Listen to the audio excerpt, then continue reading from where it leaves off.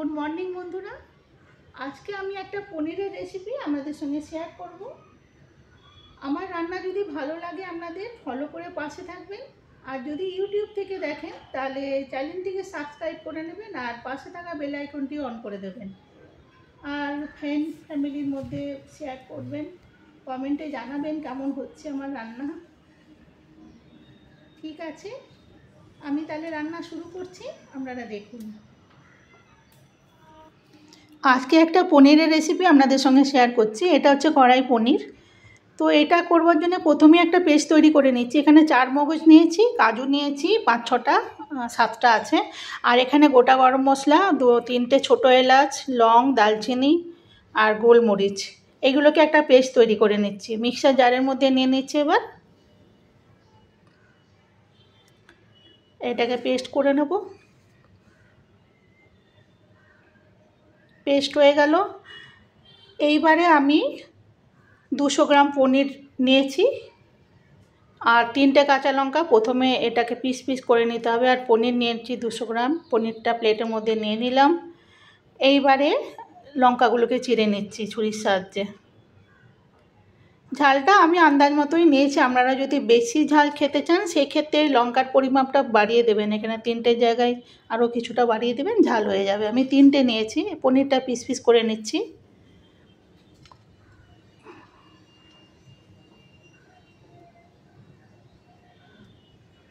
এইবারে আমি গ্যাসের ওভেনটা জ্বালিয়ে একটা প্যান বসিয়ে দিয়েছি, কড়াই। এর মধ্যে আমি অলিভ অয়েল দিচ্ছি। এটা সর্ষের তেল, রিফাইন তেল যে কোনো দিয়েই করা যাবে। তো আজকে আমি অলিভ অয়েলে রাঁধছি। তেল গরম হলে আমি এখানে সাজিরে দিয়েছি 1/4 টিস্পুন, আর পনির পিসগুলো দিয়ে দিলাম। দিয়ে ভালো করে ভেজে নিতে হবে। গ্যাসের ফ্লেমটা লো টু মিডিয়ামে রেখেছি। এইভাবে আমি ভেজে নিচ্ছি। ভেজে একটা জায়গায় তুলে নেব।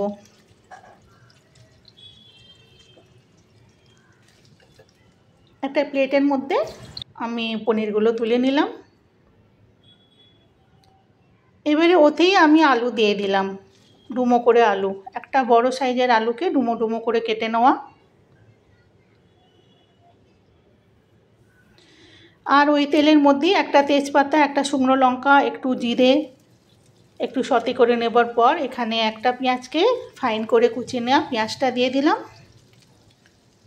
পেঁয়াজটা দিয়ে দেওয়ার পর ভালো করে ভেজে নিচ্ছি। এখানে এই 3-4 মিনিট আমি ভেজেছি। পেঁয়াজের রং একটু বদলে আসলে এখানে একটা ক্যাপসিকাম বড় সাইজের, এটাকেও এইভাবে কেটেছি ডুমো ডুমো আকৃতিতে। ক্যাপসিকাম দিয়েও ভালো করে ভেজে নিচ্ছি। এখানে যে পেস্টটা করে রেখেছিলাম পেস্টটা দিয়ে দিলাম, আর মিক্সার ধোয়া জায়গাটা একটু জল দিয়ে ধুয়ে ওই জলটাও দিয়ে দিলাম, কারণ মিক্সার জারে অনেক লেগে থেকে যায়। এইবারে আমি এটা ভালো করে কষিয়ে নিচ্ছি। কষিয়ে নেওয়ার পর এখানে আমি যে বেসিক মশলা যেমন ধনে, জিরে, লঙ্কা, হলুদ, এখানে ধনে গুঁড়ো 1/4 টিস্পুন দিয়েছি, মানে 4 ভাগের 1 ভাগ। ওই মাপই আমি সব মশলাগুলো দিয়েছি, 4 ভাগের 1 ভাগ, 1 চামচের। এইভাবে মশলাগুলো দিয়ে আমি ভালো করে কষিয়ে নিচ্ছি। খুব ভালো করে কষাতে হবে। এখানে আদা রসুন বাটা দিয়ে দিচ্ছি 1/2 চামচ পরিমাপ। এখানে যে আলু ভেজে রেখেছিলাম আলুগুলো দিয়ে দিলাম, ভালো করে কষিয়ে নিচ্ছি। এইবারে 3টে কাঁচা লঙ্কা এখানে দিয়ে দিলাম। এখানে এবার আমি নুনটা দিচ্ছি। নুনটা আমি 1 চামচ পরিমাপ দিয়েছি, 1/2 চামচ করে দুবার। ভালো করে কষিয়ে নিচ্ছি। আপনারা নুনটা একটু দেখে দিবেন, আপনারা যেমন খান। আমরা একটু হালকা নুন খাই। নুনটা চেখে নিলাম, নুনটা ঠিকই লাগছে। এইবারে পনির যে ভেজে রেখেছিলাম পনিরগুলো দিয়ে দিচ্ছি। পনির দিয়েও ভালো করে কষিয়ে নিচ্ছি আমি। এবারে অল্প জল দিয়ে আমি ঢাকা দিয়েছিলাম, ঢাকা খুলে নিয়ে একটু নেড়ে নিচ্ছি। এবার নেড়ে নেওয়ার পর এখানে ধনিয়া পাতা কুচি কিছুটা ছড়িয়ে দিলাম।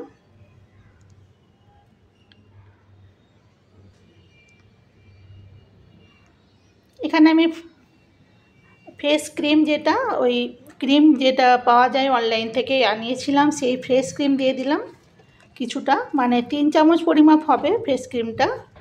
দিয়ে ভালো করে আমি কষিয়ে নিয়ে এবার আলুটা সেদ্ধ হয়েছে কিনা দেখবার পালা।